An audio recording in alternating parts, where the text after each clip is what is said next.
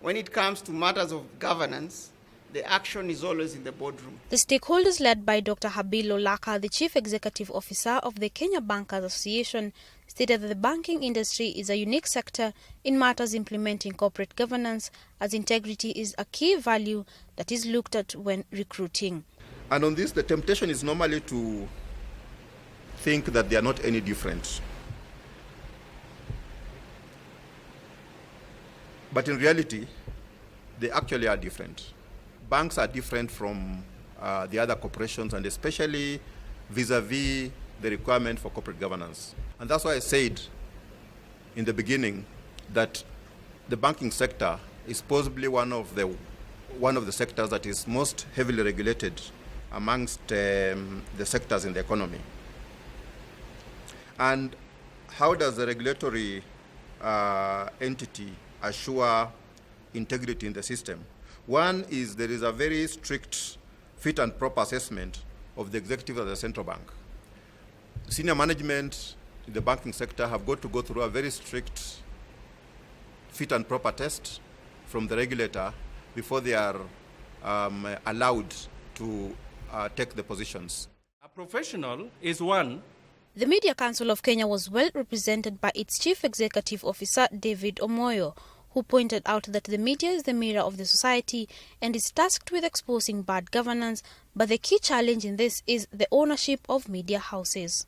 Media also has a role in exposing bad governance, including on issues of corruption, human rights, and access to justice in a manner that promotes dialogue and governance-related issues.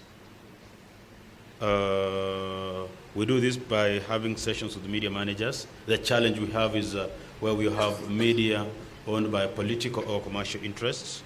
Continuous professional development. In attendance was the Head of Technical Services, Institute of Certified Public Accountants of Kenya, Cliff Nyandoro, who stated that the role of professional bodies in impending corporate governance is to enforce ethical conduct and good governance among their members.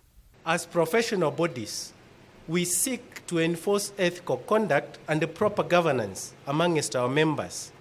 But at the end of it all, it is the value systems in us as individuals, it is the principles that we espouse that count most.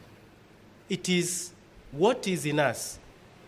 It is what is inherent in us as individuals that counts most insofar as integrity is concerned.